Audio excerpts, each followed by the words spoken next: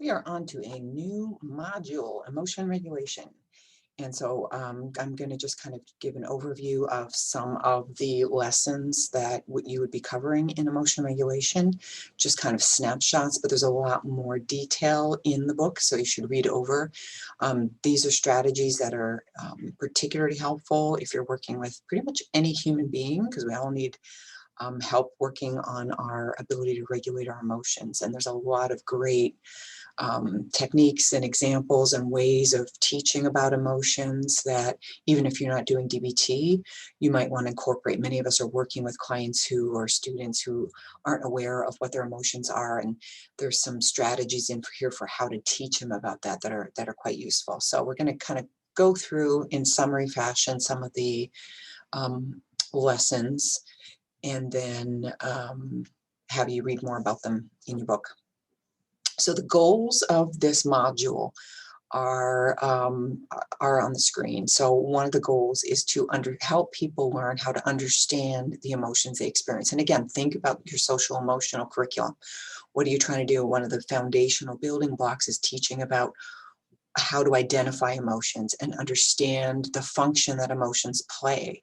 And so this is what this unit is. It's a great module for social emotional learning. So, and for work with clients, because a lot of times working with clients, what we're trying, or individual counseling students, is trying to help them learn how to first of all identify their emotions, label them, so that they can then learn, for example, the connection between emotion and behavior, so that they can stop avoiding emotions and start, pursuing action that is not about avoidance of emotion, but is about pursuance of their, pursuing their goals. So that's one of the things we're trying to do, and understand what emotions do for you. We're also, as a goal, trying to help reduce emotional vulnerability, stop unwanted emotions from starting in the first place. So there are tools you can use when people feel like they're a victim to their emotions and that there's nothing they can do. Their feelings are their feelings and they can't stop them.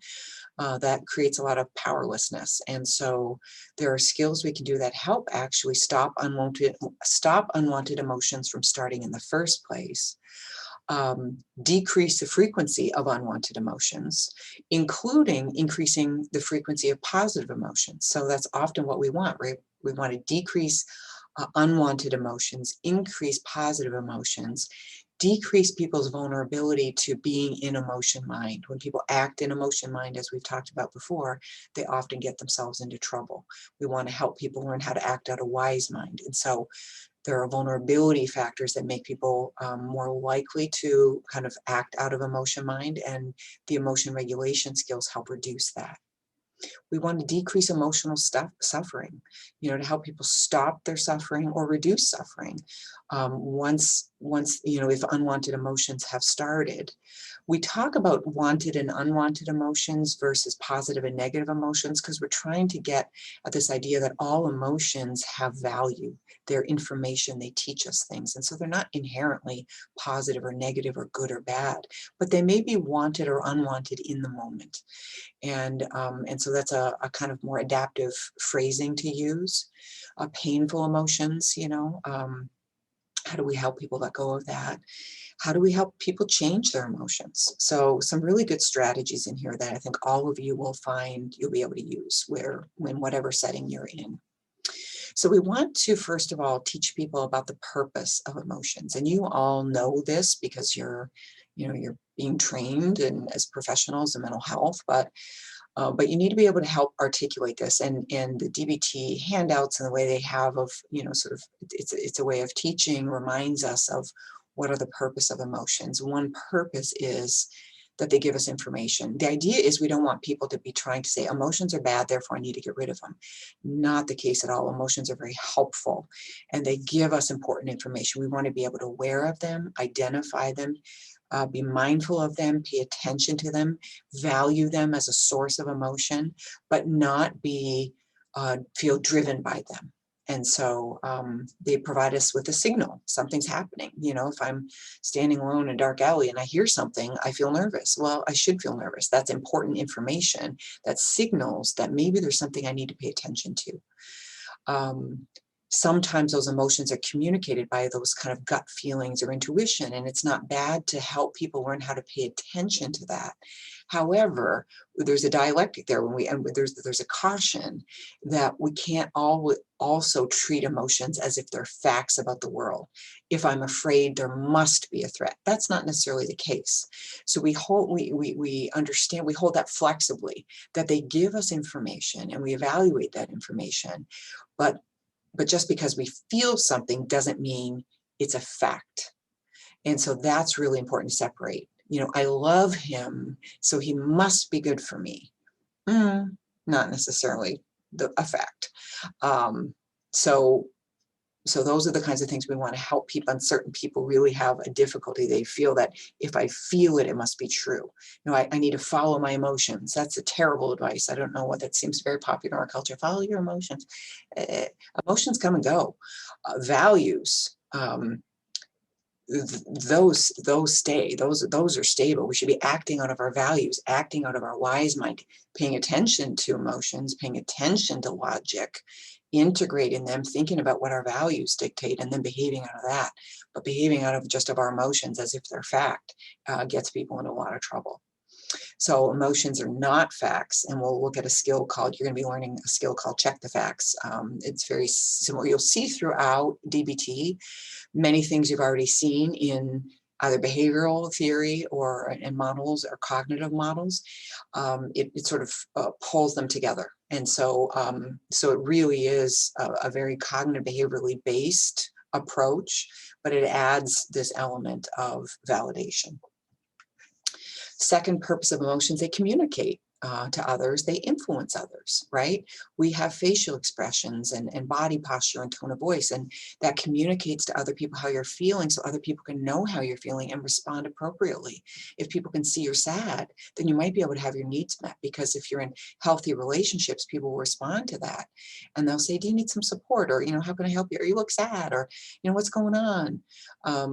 So there's a communication piece that's very helpful. And it can, you know, your emotions that are expressed influence how people treat you. If you let people know you're mad by the way you look, that's going to influence how they treat you. And so paying attention to that, learning what emotions you are communicating to the world, is that what you want to be communicating? Being able to be mindful of that could be very helpful. Emotions motivate us, prepare us for action. We're going to talk a lot about action urges that are connected to specific emotions, and those tend to be hardwired. You hear a loud horn beep suddenly, you're startled, and when you're startled, you kind of like might jump into action. There's a sort of shorthand that helps us. So, you know, our nervous system activates us. We jump out of the way of an ongoing car when we hear a beep. We don't sit and process, let me do the pros and cons of jumping out of the way of this car that's barreling at me. Your body reacts, and that's adaptive in many situations. We don't have to think everything through. So strong emotions can very much help us overcome obstacles, make quick decisions that we need to make that will help us survive.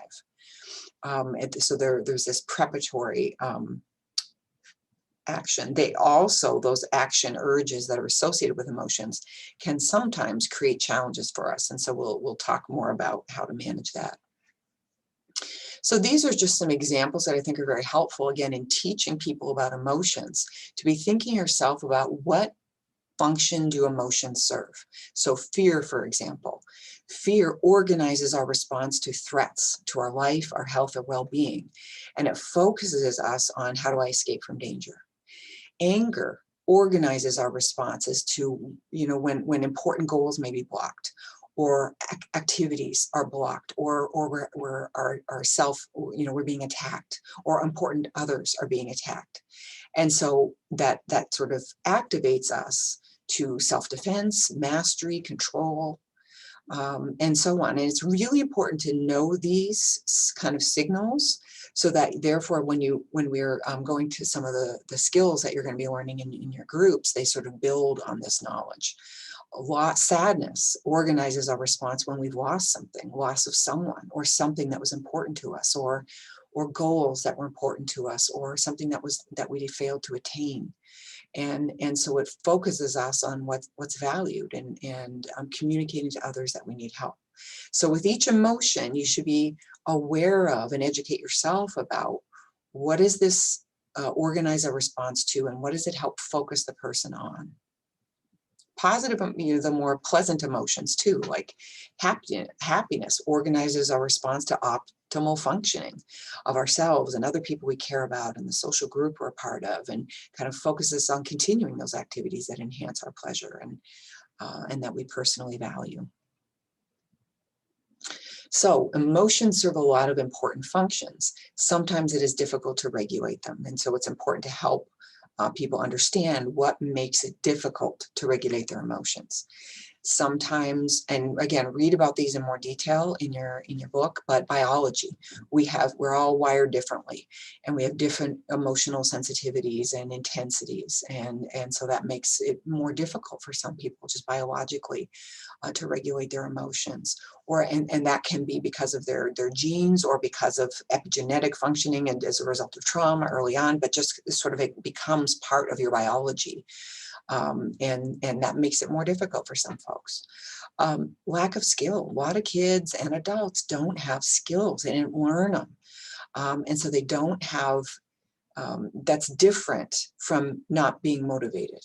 And that's why DBT is very helpful in teaching skills. We assume that people are motivated and want to help themselves, and that they lack the skills to do it. And so if you can teach these skills to kids universally, that is very helpful, and then help them learn, not just teach them once in a group, but help them in the process of, like, if you're working with somebody individually, always be looking for what are opportunities in the story that they're telling me about their experience where they could have used a skill, what made it difficult to use that skill.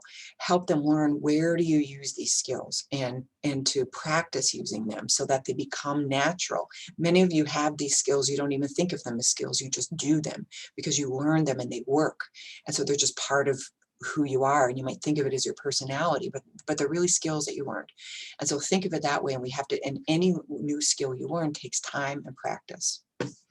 Also, sometimes skills are context dependent, and so again, we have to help people generalize and learn how and when to use them.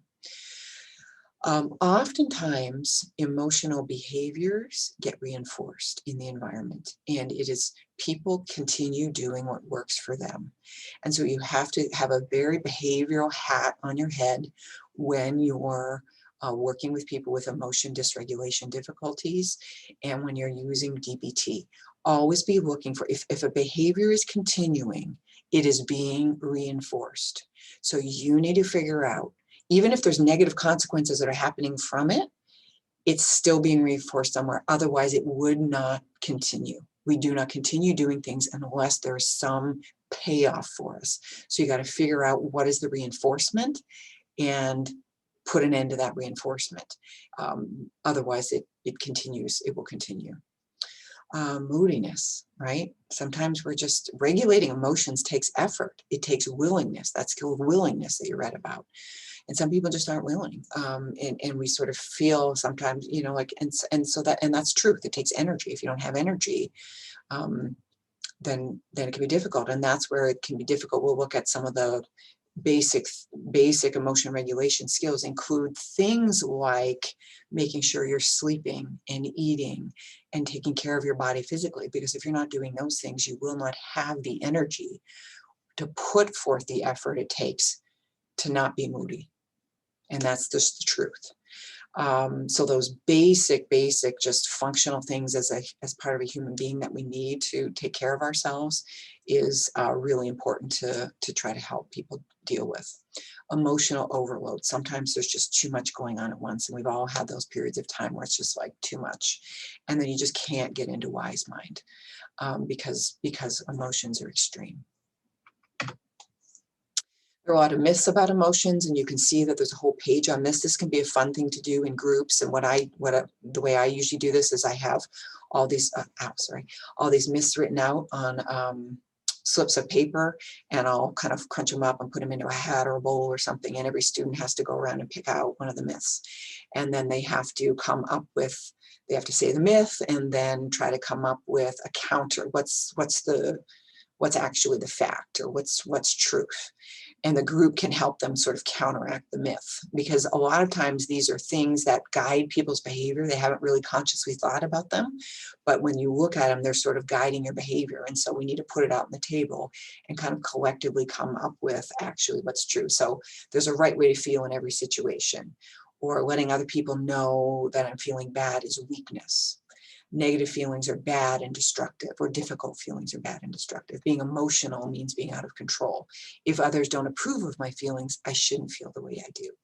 So you could come up with, for example, every person responds differently to a situation. There's no right way.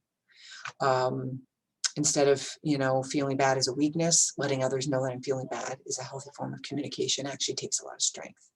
Negative feelings are bad and destructive. They're natural responses. They help me understand the situation. Being emotional means being a normal human being.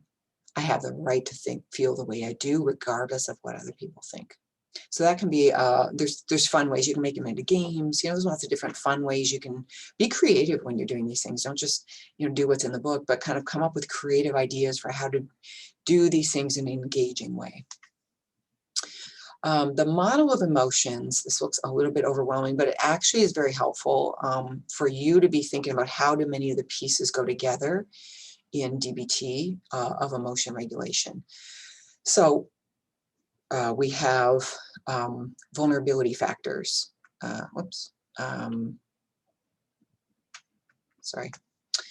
Vulnerability factors, again, this is trying to help, because a lot of times people will say, I don't know what happens. All of a sudden I'm sitting there and then I just punched him in the face, or I just, I'm sitting there and then I, engaged in whatever behavior. And they feel like their emotions just hit them out of the blue and they behave out of emotion mind and they have no control of it whatsoever.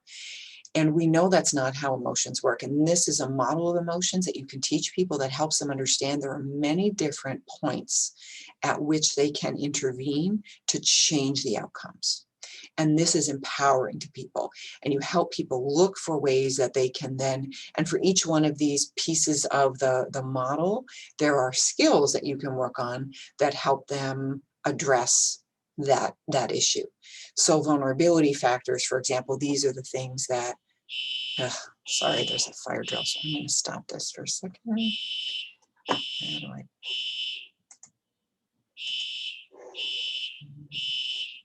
I'm sorry. I'm going to pause the recording. Hopefully this is recording. It looks like it, I think. The building did not burn down, so. All right, so those vulnerability factors. Biological, biological sensitivities, lack of sleep, use of substances, lack of eating, lack of exercise, all of the, you're more vulnerable. When are you more likely to snap at somebody that you care about? When you're tired, when you're stressed. And so if people are having difficulty acting out and snapping at people and acting out of emotion mind, that's much more likely to happen when they're vulnerable. And so there's skills that we can will utilize to help people master those vulnerabilities, take care of those vulnerabilities in order to reduce the likelihood that they'll act in emotion mind. There are prompting events. So things that happen in our life, we don't call them triggers because that assumes an inevitable response, right? A trigger means when this happens, this will happen, you pull the trigger. A prompting event means there is some external or internal, it can be an internal, it can be a thought or an image or something like that, but some event that happens that makes it more likely, it prompts. And so, we teach people about what kinds of prompting events for them make it more likely that they will experience each of the different emotions.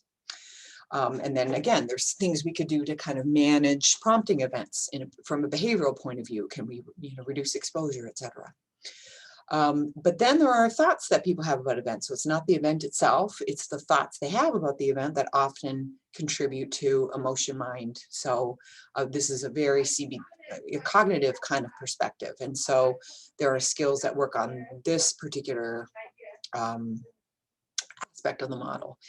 There are body changes, physical sensations and urges, and those are sometimes the things that people need to learn because they may not even identify that they're having an emotion. And so for each emotion, you'll see we can teach them what are the body changes or physical sensations or urges that tend to happen with each different emotion, so that sometimes they can check in and say, I'm noticing this in my body.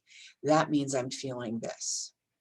And therefore and then those sort of result in things like expressions on their face, actions and behaviors. And so, and then there's consequences of their actions, and that can feed back into and become another prompting event. So it's a fluid kind of model, but you can see that when you break it down like this, it helps people understand there are many different aspects to the experience of emotion, many different points that you can intervene to use a skill to change the outcome. So describing emotions, there are a couple of handouts. I want you to look at these very carefully. These are great handouts. If you're doing any kind of emotional teaching, if you're working with a kid and you're trying to, or a client and you're trying to help them learn about their different emotions, these handouts are excellent, because there's, for each emotion, you'll see there's very descriptions of prompting events and, all of these different aspects of the model. It's a way of applying the model to that so they can learn how to identify and describe their emotions. So these handouts are one of the best ways, tools. I use these all the time with people, regardless of whether I'm doing any kind of DBT with them or not, but just people who need to learn about emotions, or if they're not aware, you don't even know where to start, because it breaks each emotion down into, these are the kinds of situations that tend to prompt the experience of the emotions. These are the kind of thoughts that you might be having. These are the kind of feelings you might have, the sensations within your body. These are the kind of urges you might have to act out. This is what your body might do. And so it really helps by teaching people that. You can teach them, oh, maybe that's what sadness is. Maybe that's what anger is. And then learn how to identify it in their own self. So it's a great first step. Strongly suggest that you look at those. We've talked about observe and describe before in the mindfulness module. This reappears in the emotion regulation module, because one of the things we do, instead of observing and describing just the world around you, you also help people learn to observe and describe their own emotions. And if you think about that observe and describe skill, what would that do for people? Well, this is what it does. It helps them improve actually their ability to regulate their emotions. It's much more effective to be very specific about the emotion and emotional event than to try to regulate emotion in general. So you have to know, like, am I feeling what you're feeling, to be able to be mindful of, I'm experiencing sadness right now, in order to then know how to regulate that sadness, in order to use the right skill. So being able to just kind of pay attention to what they're feeling, observe it and describe it.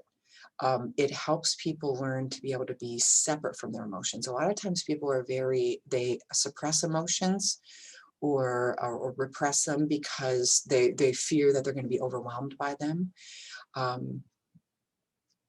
Or that they are their emotions. There's this like very unhealthy sense of being their emotions. And when you kind of observe and describe, you're separating. I have an observing self that is noticing the way my body is feeling right now. That automatically separates you from your emotions. And sometimes we just need a little bit of separation to give people space to be able to engage in different action.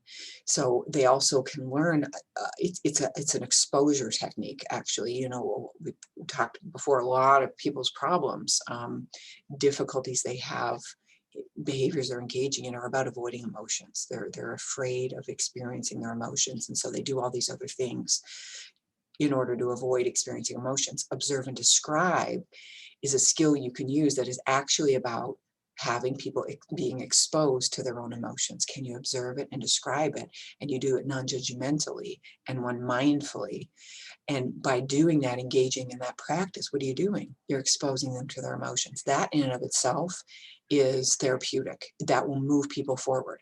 You have to be able to help people learn, I can tolerate my emotional experience, before you can ever help them give up the things that they're doing, that are working, that are serving that function of keeping that emotion down. So observe and describe, think of it as an emotional exposure exercise. So that's a brief kind of overview of some of the lessons, but again, go back, read them over, and a couple of my favorite skills, check the facts and opposite action, you'll be learning in future. So now, stop sharing, and